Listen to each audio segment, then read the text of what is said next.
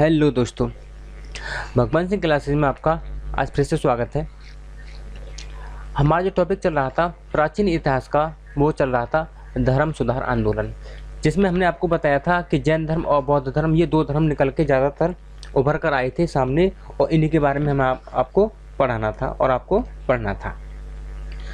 तो हमने जैन धर्म हमने आपका एक वीडियो में कंप्लीट कर दिया था, उसी प्रकार से बौद्ध धर्म को भी आज हम एक ही वीडियो में कंप्लीट करने वाले हैं। थोड़ा सा धैर्य बना के रखेंगे। तो बौद्ध धर्म के बारे में बात करते हैं। बौद्ध धर्म के जो संस्थापक हैं वो गौतम बुद्ध माने जाते हैं।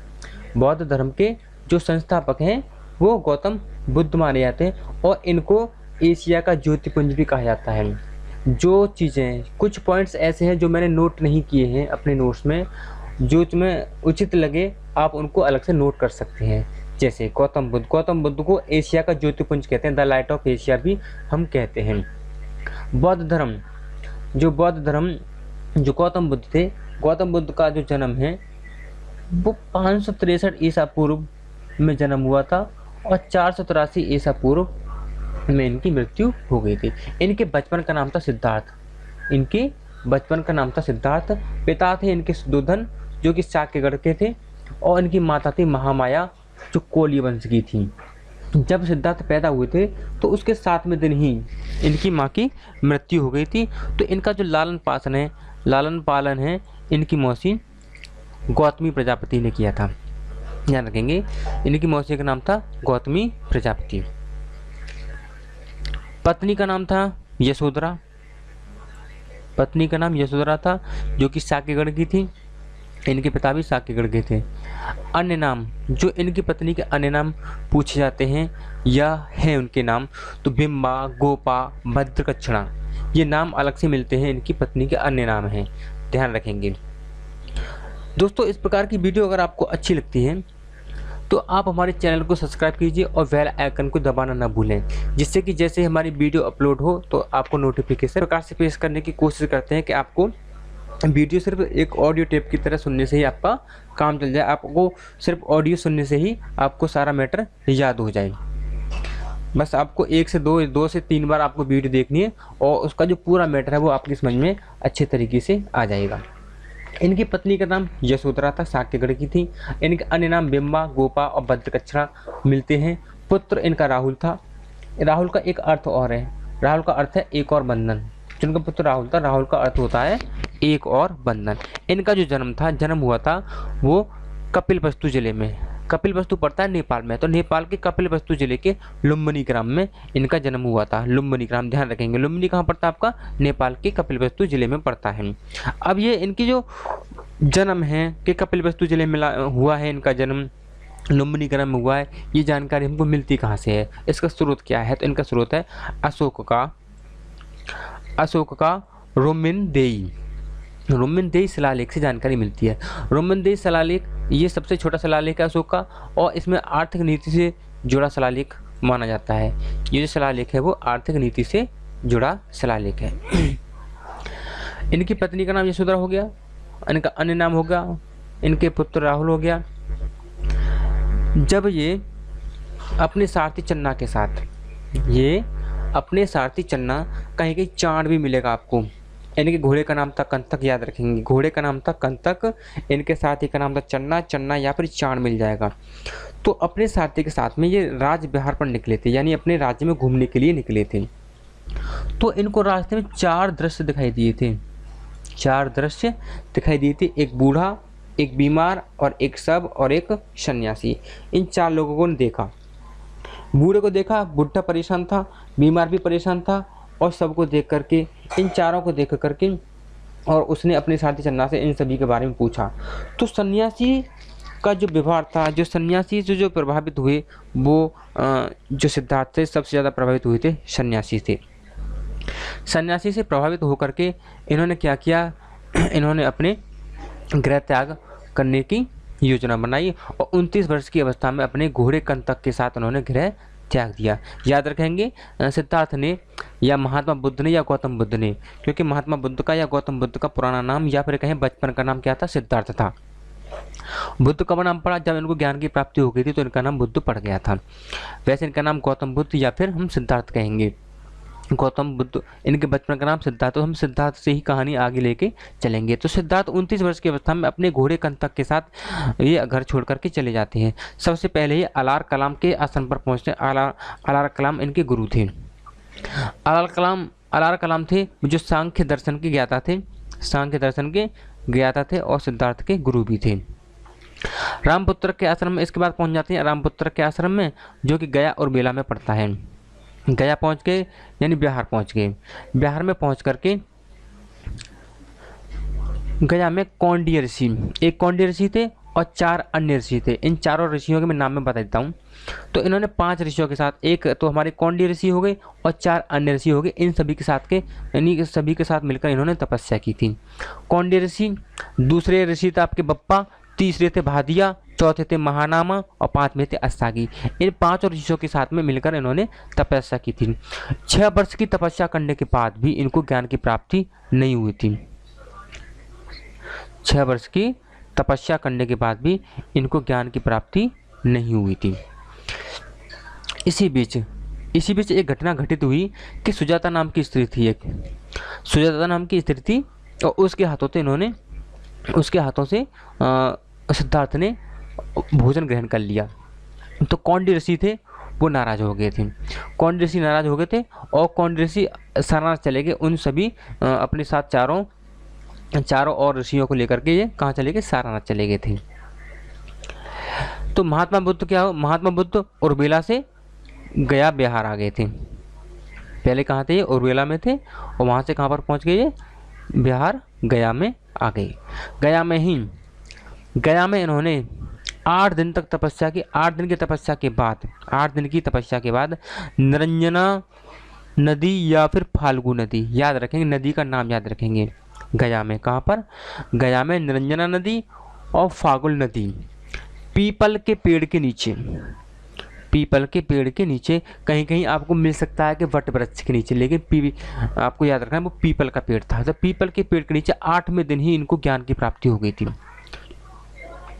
उर्मिला में इनको 6 वर्ष में ज्ञान की प्राप्ति नहीं हुई, लेकिन गया में इनको पीपल के वृक्ष के नीचे 8वें दिन ही इनको ज्ञान की प्राप्ति हो गई थी। जब इनके ज्ञान की प्राप्ति हो गई तो ये जो सिद्धार्थ थे, सिद्धार्थ बन गए बुद्ध। इनका जो नया नाम पड़ गया बुद्ध, गौतम या तथागत, 3 नाम इनके पड़ गए। इनको कुछ भी कहने थे, बुद्ध कह लो, गौतम कह लो या फिर तथागत। जब इनको ज्ञान प्राप्त हो गया तो इनका ये नाम पड़ गया। जो वृक्ष था हमारा पीपल का वृक्ष, उसका नाम पड़ गया बोधि वृक्ष, और जो गया नाम की जगह थी उसका नाम पड़ गया बोध गया। ये इनका नाम बदल गया उनकी ज्ञान प्राप्त होती ही। इसके बाद क्या होता है कि उस पेड़ क्या हुआ था कि जो बोधि वृक्ष था, पीपल का जो पेड़ था, वो बंगाल के गौड़ वंश के शासक थे शशांक ने उस पेड़ को कटवा दिया था। चलिए, इसके बाद बौद्ध धर्म अपनाने वाली प्रथम महिला गौतमी प्रजापति थी, जो इनकी मौसी थी। तपस्सु मल्लिक को सबसे पहले उन्होंने ज्ञान दिया था गया में। यही सबसे पहले अनुयायी थे। जब इनको ज्ञान प्राप्त हुआ था तो तपस्सु और मल्लिक इनके 2 अनुयायी बने थे। कहाँ पर? गया में ही, और इनको सबसे पहले इन्होंने ज्ञान दिया था। फिर उसके बाद ये सारनाथ चले गए। हिरन उद्यान में कौंडिन्य ऋषियों को उपदेश दिया। जहाँ पर जो कौंडिन्य ऋषि चले गए थे उनसे रूठ करके सिद्धार्थ से, तो वहाँ पर ये गए और वहाँ पर उन्होंने कौंडिन्य ऋषियों को अपना उपदेश दिया। सर्वप्रथम वर्षा काल सारनाथ में बिताया। जो पहला वर्षा काल था उन्होंने सारनाथ में ही बिताया। वो वर्षा काल क्या होता था कि वर्षा काल जैसे स्टार्ट होता था तो ऋषि मुनि कहीं आते जाते नहीं थे, जहाँ पर रह रहे थे वहीं पर रुक जाते थे। पूरी वर्षा का जो काल बीत जाता था उसके बाद ही वहाँ से आवागमन करते थे। तो जो प्रथम वर्षा काल था उनका वो सारनाथ में ही बिताया था उन्होंने। बौद्ध भिक्षुओं का जो आराम कहा, जहाँ पर बौद्ध भिक्षु आराम करते थे उस जगह का नाम था बौद्ध विहार।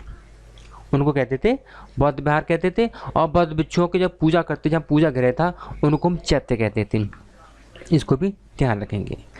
अब इनको ज्ञान की प्राप्ति हुई थी। ज्ञान की प्राप्ति क्या, तो ज्ञान में क्या मिला था? तो ज्ञान में इनको मिला था 4 आर्य सत्य। इन्होंने 4 आर्य सत्य बताए कि दुख है और संसार दुख में है। दुख है यानी संसार दुख में है। पहला जो ज्ञान था वो था, उन्होंने बताया था कि संसार दुख में है। दूसरा दुख का कारण बताया था कि दुख का कारण तृष्णा है। तीसरा दुख का निरोध बताया था कि दुख को रोका जा सकता है। और दुख को रोकने का एक मार्ग बताया था जिसे हम अष्टांगिक मार्ग कहते हैं। सिद्धांत कौन सा था? क्षणिकवाद था। त्रिरत्न, इन्होंने त्रिरत्न बताए थे। त्रिरत्न इनके कौन से थे? बौद्ध धर्म में त्रिरत्न होते हैं। बौद्ध धर्म के 3 रत्न हैं जिन्हें हम त्रिरत्न कहते हैं। बुद्धम, धम्मम, संगम। 3 है, बौद्धम, संगम और संगम। तो बौद्धम का प्रज्ञा और धम्मम का शील और संगम का समाधि से संबंध है इनका। और प्रज्ञा में 2 और आपका शील में 3 और समाधि में 3। इस प्रकार से 8 मार्ग हैं, अष्टांगी मार्ग हैं, वो इसी बुद्धम, धम्मम, संगम के अंतर्गत आ जाते हैं। बात करते हैं प्रचार की। तो पहले जब बौद्ध धर्म इन्होंने स्टार्ट किया था तो उन्होंने पहले महिलाओं को शामिल करने से इनकार कर दिया था कि हम अपने धर्म में या अपने संघ में महिलाओं को शामिल नहीं करेंगे। लेकिन इनका एक प्रिय शिष्य था आनंद नाम का। तो इनके प्रिय शिष्य आनंद नाम का इनका प्रिय शिष्य था। तो उनके कहने पर उन्होंने महिलाओं को शामिल कर लिया। प्रथम महिला इनकी जो प्रथम महिला अनुयायी बनी थी, जो संघ में शामिल हुई थी, उनका नाम था गौतमी प्रजापति, इनकी मौसी थी। फिर उसके बाद में नंदा था, नंदा इनकी बहन थी। फिर यशोधरा थी, यशोधरा इनकी पत्नी थी। और फिर उसके बाद क्षेमा, कहीं क्षेमा मिले या फिर कहीं आपको खेमा मिले, तो वो बिंबिसार की पत्नी थी। इसके बाद में उत्पलवर्णा और आम्रपाली, इनका क्रम याद रखेंगे। सबसे पहला नंबर आता है गौतमी प्रजापति का, जो इनकी मौसी थी। दूसरे नंबर पर इनकी बहन, फिर उसके बाद में पत्नी और उसके बाद में नीचे तक। इनका क्रम आपको ध्यान रखना है। श्रावस्ती की बात करें तो जीवन का सर्वाधिक जो समय था, जो सर्वाधिक उपदेश दिए थे, जो सर्वाधिक अनुयायी थे, वो कहाँ पर थे? सबके सब श्रावस्ती में ही थे। उंगली मल डाकू भी श्रावस्ती में अनुयायी बनाया था। जो उंगलीमल था, जो आपने उंगलीमल की कहानी सुनी होगी, नहीं सुनी होगी तो आप सुन लेना। उंगलीमल नाम का जो डाकू था, जो गौतम बुद्ध से प्रभावित होकर के ही उन्होंने अपना जो लूटपाट करने का जो काम था वो छोड़ दिया था और इनका महात्मा बुद्ध का अनुयायी बन गया था। ये पावापुर में पहुंचे थे। पावापुर में एक क्या हुआ का इनका एक शिष्य था या इनका एक अनुयायी था, चुंद नाम था उसका। और चुंद नाम का सुनार था। कहीं कहीं आपको मिल जाता है कि चुंद नाम का जो सुनार था उसने सुअर का मांस खिला दिया था, लेकिन कहीं कहीं आपको कुकुरमुत्ते का साग मिलेगा। तो ये दोनों आपको ध्यान रखना है। कहीं मिलता है आपको सुअर का मांस के, ये बताया जाता है कि चुंद नामक सुनार ने इनको सुअर का मांस खिला दिया था, जिससे इनकी शारीरिक अवस्था खराब हो गई थी। और कहीं मिलेगा कि कुकुरमुत्ते का साग खिला दिया था, जिससे उनकी शारीरिक अवस्था खराब हो गई थी। कुशीनगर पहुंचे थे। कुशीनगर पहुंचते और ये हिरण्यवती नदी के पास थे। और वहाँ पर सुभद्र जो इनका जो शिष्य थे, सुभद्र को उपदेश देते हुए 483 BC में इनकी मृत्यु हो गई थी। और जब मृत्यु हो जाती है बौद्ध धर्म में, तो उसको कहते हैं महापरिनिर्वाण कहते हैं। तो 80 वर्ष की उम्र में 483 BC में कुशीनगर यूपी में और मल्ल राज्य की राजधानी में, ध्यान रखें मल्ल राज्य जरूर याद रखेंगे। ये आपका क्वेश्चन पेपर और यूपीएससी में आ चुका है कि मल्ल जो जहाँ पर महात्मा बुद्ध की मृत्यु हुई थी उसका संबंध किससे है, किस राज्य से है? तो आपका मल्ल राज्य से है। ध्यान रखें मल्ल राज्य से है, ऐसा बात को आपको याद रखना है, मल्ल राज्य। अष्टांगी मार्ग की बात कर रहे हैं तो अष्टांगी मार्ग के बारे में समझ लेते हैं क्या क्या है। अष्टांगी मार्ग में क्या बताया गया है? सम्यक दृष्टि नंबर फर्स्ट पे आता है आपका सम्यक दृष्टि। नीर क्षीर विवेकी दृष्टि ही सम्यक दृष्टि है, यानी कि दूध और पानी को अलग अलग देखना। यानी कि इसको अगर हटा दे तो देखो सत्य असत्य का, पाप पुण्य और आचरण दुराचरण में अंतर करना ही सम्यक दृष्टि है। यानी दृष्टि ऐसी होनी चाहिए जो सत्य असत्य को, पाप पुण्य को और आचरण दुराचरण को पहचान सके। सम्यक संकल्प दृढ़तापूर्वक सांसारिक बंधनों को त्याग करके निवृत्ति मार्ग का अनुसरण करना ही सम्यक संकल्प है। सम्यक वाणी सत्य एवं प्रिय बोलना ही सम्यक वाणी है। और फिर आता सम्यक कर्मांत, अच्छे कर्म करना ही सम्यक कर्मांत है। सम्यक आजीव जीवन यापन शुद्ध एवं न्यायपूर्ण प्रणाली ही सम्यक आजीव है। सम्यक व्यायाम और सम्यक स्मृति और सम्यक समाधि, ये 8 नाम आपको याद रखने हैं कि इनके 8 अष्टांगी मार्ग थे। चलिए अष्टांगी मार्ग के बाद बात करते हैं कुछ बौद्ध संगीतियाँ हुई थी। जैसे 2 संगीतियाँ हुई थी आपकी जैन धर्म में और उसी प्रकार से 4 बौद्ध संगीतियाँ हुई थी बौद्ध धर्म में। तो प्रथम बौद्ध संगीति हुई थी आपकी राजगृह में। उस वक्त इनके जो अध्यक्ष थे वो थे महाकश्यप। और शासक कौन था उस वक्त? था शासक था अजातशत्रु। और कार्य किया हुआ था, इसमें जो मुख्य कार्य हुआ था वो विनय पिटक और सूत्र पिटक का संकलन हुआ था। ये 2 चीज़ ध्यान रखेंगे। जो हमारे त्रिपिटक है बौद्ध धर्म में त्रिपिटक बताए गए हैं। आपका एक विनय पिटक है, सुत्त पिटक है और आपका अभिधम्म पिटक है, जिनमें से 2 पिटक का जो संकलन हुआ था वो प्रथम बौद्ध संगति के समय पर ही हो गया था। दूसरी बौद्ध संगति की बात करें, सॉरी, तो स्थल जो प्रथम बौद्ध संगति है याद रखेंगे, स्थल, अध्यक्ष और शासक याद रखेंगे। तो द्वितीय बौद्ध संगति है वो वैशाली नामक स्थान पर हुई थी और उनके जो अध्यक्ष थे वो सर्वकामी थे या फिर शुभकामी थे, दोनों ही नाम है। और इनका जो शासक था उस समय जो शासक था वो काल अशोक था या काकवर्ण कहते हैं इसे, काल अशोक ध्यान रखेंगे, काल अशोक था। तृतीय बौद्ध संगति हुई थी पाटलिपुत्र में और उस वक्त अध्यक्ष थे मोगलीपुत्र तिस्य थे और उस वक्त जो शासक थे, शासक अशोक थे, यानी अशोक के काल में एक तृतीय बौद्ध संगति हुई थी, ध्यान रखेंगे। अशोक के काल में बौद्ध धर्म की कौन सी संगति हुई थी, तो वो तृतीय संगति हुई थी। इसमें क्या हुआ था, खास बात है, अभिधम्म पिटक का संकलन हुआ था, यानी प्रथम बौद्ध संगति में और तृतीय बौद्ध संगति में तीनों पिटक का संकलन हो चुका था। चतुर्थ बौद्ध संगति की बात करें तो ये कुंडलबन कश्मीर में हुई थी, वसुमित्र इनके अध्यक्ष थे और कनिष्क के उस समय के शासक थे।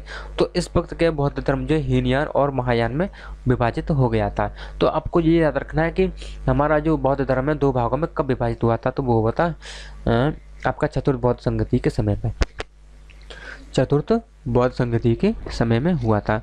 अगर आप इनकी डेट को लिखना चाहो तो आप लिख सकते हो। प्रथम बौद्ध संगति जो हुई थी, प्रथम बौद्ध संगति जो हुई थी वो 483 ईसा पूर्व में हुई थी। द्वितीय बौद्ध संगति जो हुई थी, द्वितीय बौद्ध संगति जो हुई थी वो हुई थी तुम्हारी 383 ईसा पूर्व में और तृतीय बौद्ध संगति जो हुई थी आपकी हुई थी 247 ईसा पूर्व में और चौथी बौद्ध संगति जो हुई थी आपकी ईसा की प्रथम शताब्दी में हुई थी, ईसा की प्रथम शताब्दी में हुई थी। आपका आगे चलते हैं तो देखो थोड़ा सा बौद्ध धर्म के बारे में कुछ और एडिशनल जानकारी। भाषा जो प्रचार हुआ था बौद्ध धर्म का वो किस भाषा में हुआ था, वो हुआ था पाली भाषा में प्रचार हुआ था। बौद्ध विहार किसे कहते थे, बताया था मैंने आपको भी, आराम वहा, जहाँ आराम गाह, जहाँ पर बौद्ध भिक्षु आराम करते थे उसको बौद्ध विहार कहते थे, जहाँ पर पूजा करते थे उसको चैत्य कहते थे। जन्म इनका हुआ था बैसाख पूर्णिमा को, ज्ञान की प्राप्ति हुई थी इनको बैसाख पूर्णिमा को और इनकी मृत्यु भी हुई थी बैसाख पूर्णिमा को। इसलिए जो बैसाख के महीने में जो पूर्णिमा आती है उसको बुद्ध पूर्णिमा के नाम से जानते हैं। तो बुद्ध पूर्णिमा कब आती है, आपकी बैसाख पूर्णिमा को बुद्ध पूर्णिमा भी। हम बौद्ध धर्म में क्या कहते हैं, तो देखो माँ के गर्भ में आना हाथी पाँव, जन्म कमल, यौवन को सांड, ये इनके प्रतीक हैं।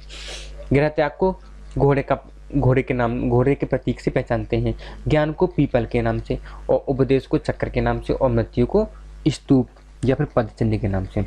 बौद्ध धर्म में क्या होता है, वो जो ऊपर वाला जो सिस्टम है जो हिंदी में होते हैं कुछ जो इनके प्रतीक हैं वो हिंदी में। अब जो बौद्ध धर्म के जो प्रतीक हैं 3-4 उनको देख लीजिए। अगर जब कोई ग्रह को छोड़कर जाता है, ग्रह त्याग करके जाता है तो उसे बोलते हैं महाभिनिष्क्रमण कहते हैं ग्रह त्याग को। जब किसी को ज्ञान की प्राप्ति हो जाती है कहते हैं निर्वाण की प्राप्ति हो गई और उपदेश देते हैं तो उसे धर्म चक्र परिवर्तन कहते हैं और जब मृत्यु हो जाती है उसे कहते हैं महापरिनिर्वाण। ज्ञान मिले तो निर्वाण और मृत्यु हो तो महापरिनिर्वाण कहते हैं बौद्ध धर्म में। अब बात करेंगे देखो सूत पिटक की बात करते हैं। सूत पिटक उपदेशों का संग्रह है। इसी के संयुक्त निकाय में अष्टांगी मार्ग का वर्णन मिलता है और अंगुत्तर निकाय में 16 महाजनपद का उल्लेख मिलता है। इसके बाद जो हमारा टॉपिक स्टार्ट होगा वो आपका हमारा महाजनपद स्टार्ट होगा, इसलिए ध्यान रखें। अंगुत्तर निकाय में अगर आपसे पूछा जाता है कि 16 महाजनपद का उल्लेख कहाँ मिलता है तो सूत पिटक के अंगुत्तर निकाय में 16 महाजनपद का उल्लेख मिलता है। विनय पिटक की बात करते हैं तो भिक्षुओं की दैनिक चर्चा का वर्णन आनंद और उपाली मल्लगढ़ राज्य के थे। आनंद उपाली ये कौन थे शिष्य थे उनके, आनंद मल्लगढ़ राज्य के थे। दोनों का अपदीपोभव कहा गया, दोनों को अपदीपोभव कहा गया है। विनय पिटक की बात करें, विनय पिटक में भिक्षुओं की दैनिक चर्चा है, ध्यान रखेंगे। सूत पिटक, विनय पिटक, अब आता आपका अभिधम्म पिटक। अभिधम्म पिटक में दार्शनिक सिद्धांतों की बात कही है और तीनों को मिलाकर के हम त्रिपिटक कहते हैं और तीनों त्रिपिटक क्या हो गया, ये तुम्हारा पवित्र ग्रंथ बन जाते हैं। बौद्ध के धर्म से पहले की कथाएं उनको जातक कथाओं के नाम से जानते हैं। बौद्ध के जन्म से पहले की जो कथाएं उनको हम जातक कथाओं के नाम से जानते हैं। और थोरी गाथा भी एक बौद्ध धर्म ग्रंथ है। थेरी गाथा एक बौद्ध ग्रंथ है। आका मिलिंद पन्नों की रचना नागसेन ने की थी। विभाष्य शास्त्र वसुमित्र ने रचना की थी कंस के काल में। विभाष शास्त्र की रचना वसुमित्र ने की थी। फिर बात करते हैं बुद्ध चरित्र। बुद्ध चरित्र, सौंदरानंद और सूर्यपुत्र प्रकरण। बुद्ध चरित्र, सौंदरानंद, सारिपुत्र प्रकरण, इसकी रचना अश्वघोष ने की थी कनिष्क के काल में। वसुमित्र ने भी कनिष्क के काल में और अश्वघोष ने भी कनिष्क के काल में इनकी रचना की थी। अभी जो चौथी बौद्ध संगति में जो बौद्ध धर्म था हीनयान और महायान में विभाजित हो गया था। तो हीनयान और महायान में जो अंतर है वो अंतर समझ लीजिए। जो हीनयान है, जो इसके लिए अष्टांगी मार्ग है, इनके लिए निम्न मार्ग है। यानी ये हम ये कह सकते हैं कि जो हीनयान वाले लोग थे ये निम्न मार्ग को अपनाते थे और महायान वाले लोग थे ये उच्च मार्ग को अपनाते थे। और इसमें खास बात क्या है, जो हीनयान है ये इनका प्राचीन कहते हैं या फिर इनको ओरिजिनल कह सकते हैं कि ये ओरिजिनल इनका ओरिजिनल शाखा थी। हीनयान इनकी ओरिजिनल यानी कि प्राचीन शाखा थी और ये इनकी नवीनतम शाखा थी। महायान इनकी नवीनतम शाखा थी। उपदेशों में चेंज नहीं कर सकते थे। हीनयान वाले जो लोग थे ये उपदेशों में चेंज नहीं करते थे और ये उपदेशों में चेंज इन्होंने ये कर सकते थे। जो इनकी जो महायान वाले के जो आदर्श थे बौद्ध सत्य थे और जो श्रावक ज्ञान थे वो हीनयान के आदर्श थे। गौतम को हीनयान वाले जो लोग थे गौतम बुद्ध को मानते थे महान पुरुष और महायान वाले इनको देवता मानते थे। इनमें मूर्ति पूजा का हीनयान में मूर्ति पूजा करना व्यर्थ था या फिर विरोधी थे, मूर्ति पूजा के विरोधी थे, और जबकि महायान वाले मूर्ति पूजा के समर्थक थे। हीनयान में मांस खाना वर्जित था, मांस खाना अलाउ नहीं था, लेकिन महायान में मांस खाना अलाउ था, प्रतिबंध नहीं था। पाली भाषा में हीनयान वाले पाली भाषा में उन्होंने प्रचार किया था और महायान वाले संस्कृत भाषा का उपयोग करते थे। तो इनका कोई तीर्थ स्थल नहीं है, हीनयान वालों का कोई भी तीर्थ स्थल नहीं है, जबकि महायान वालों के 4 तीर्थ स्थल हैं। आपका लुम्बिनी, बोधगया, सारनाथ और कुशीनगर, ये 4 इनके तीर्थ स्थल हैं। जो हीनयान वाले थे वो पढ़ाई करते थे गुजरात के वल्लभी विश्वविद्यालय में, जिसके संस्थापक थे भट्टारक। हीनयान वाले जो पढ़ाई करते थे वो गुजरात के वल्लभी विश्वविद्यालय में करते थे, जिनके संस्थापक थे भट्टारक थे। और जो महायान वाले जो पढ़ाई करते थे वो कहाँ करते थे, नालंदा विश्वविद्यालय में करते थे, जिसका निर्माण कुमार गुप्त ने करवाया था। गुप्त वंश का शासक था, जिसे ऑक्सफोर्ड और महायान यानी महायान का ऑक्सफोर्ड भी कहते हैं, ऑक्सफोर्ड और महायान भी कहते हैं। एक बात ध्यान रखेंगे दोस्तों, यहाँ पर जो नालंदा विश्वविद्यालय का जो निर्माण है बताया जाता है कि कुमार गुप्त ने करवाया था, जो कि गुप्त वंश का शासक था। लेकिन ये बात बिल्कुल भी ऑथेंटिक नहीं है। ऑथेंटिक इसलिए नहीं है क्योंकि इसका कोई प्रमाण नहीं मिलता है कि हाँ कुमार गुप्त ने करवाया था। हालांकि ये बताया जाता है कि कुमार गुप्त ने नालंदा विश्वविद्यालय को बहुत ज़्यादा अनुदान दिया था, उसको संभालने के लिए, उसको बढ़ाने के लिए या उसकी रख रखाव के लिए बहुत सारा अनुदान दिया था। लेकिन उसका निर्माण या इसके संस्थापक हम कुमार गुप्त को नहीं मान सकते। लेकिन कुछ किताबों में लिखा मिल जाता है, लेकिन इसका जो कोई प्रत्यक्ष प्रमाण नहीं है कि हाँ कुमार गुप्त ने नालंदा विश्वविद्यालय का निर्माण करवाया था। लेकिन हाँ इन्होंने एक खास बात है, ये बात सत्य है कि कुमार गुप्त ने इस नालंदा विश्वविद्यालय को बहुत अनुदान दिया था। तो ये और नालंदा विश्वविद्यालय को हम ऑक्सफोर्ड और महायान भी कहते हैं। चलो 6वीं-7वीं शताब्दी में इसकी एक शाखा और उत्पन्न हो जाती है, वज्रयान। ये भी एक किसकी, बौद्ध धर्म की शाखा आ जाती है। और पढ़ाई के बाद जो इनकी जो पढ़ाई होती थी विक्रमशील, जिसकी स्थापना धर्मपाल ने की थी, जो पाल वंश का अंतिम शासक था। दो धर्मपाल ने की थी, पाल वंश का शासक था और भारतीय इतिहास का अंतिम वंश था। पाल वंश कौन सा था, भारतीय इतिहास का अंतिम वंश था। और उसी वंश का एक शासक था धर्मपाल। धर्मपाल ने विक्रमशिला विश्वविद्यालय की स्थापना की थी और जिसने बौद्ध धर्म को संरक्षण भी दिया था। आगे बात करते हैं, देखिए बौद्ध साहित्य। बौद्ध साहित्य में क्या क्या साहित्य हुए थे, कुछ टॉपिक तो हमने आपको बता दिए, हो सकता है इसमें कुछ नया मिल जाए। तो विनय पिटक हमने आपको बता दिया, शुद्ध पिटक हमने आपको बता दिया, अभिधम्म पिटक हमने आपको बता दिया। इन तीनों को मिलाकर के क्या बनता है, अभिधम्म पिटक, शुद्ध पिटक और अभिधम्म, विनय पिटक, शुद्ध पिटक और अभिधम्म पिटक, इन तीनों पिटकों को मिलाकर के हमारा त्रिपिटक बन जाता है। जातक कथा बता दी। जातक कथा वो होती है जो बुद्ध के जन्म से, महात्मा बुद्ध के जन्म से पहले की कथाएं, उनको हम जातक कथाएं कहते हैं। ये मूल रूप से पाली भाषा में रचे गए हैं, ये मूल रूप से पाली भाषा में रचे गए और उनकी संख्या 549 है। इनमें बुद्ध के पूर्व जन्मों की कथाएं हैं। चलिए दोस्तों, इसके बाद आती है अट्टकथाएं।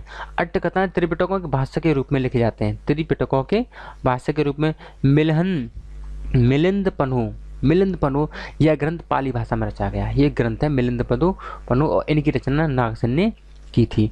प्रातः विशुद्धिमग्ग की रचना बुद्धिघोष ने की थी। बुद्धिघोष ने की थी, पाली भाषा में की थी और त्रिपिटक की कुंजी कहा जाता है। अगर आपसे कहा जाए त्रिपिटक की कुंजी किसे कहते हैं तो विशुद्धिमग्ग को कहते हैं और जिसकी रचना किसने, बुद्धिघोष ने की थी। यह हीनयानियों का ग्रंथ है। एक बात खास और है, क्या है, यह हीनयानियों का ग्रंथ है। फिर बात करते हैं बुद्ध चरित्र। इसकी रचना संस्कृत भाषा में हुई है। अश्वघोष द्वारा रचित यह एक महाकाव्य है। बुद्ध चरित्र अश्वघोष ने इसकी रचना की है, महाकाव्य है। इसमें बुद्ध का जीवन व्रत और उनकी शिक्षा को वर्णन है। इसे बौद्धों की रामायण भी कहा जाता है। धम्मपद पाली भाषा में रचा गया है।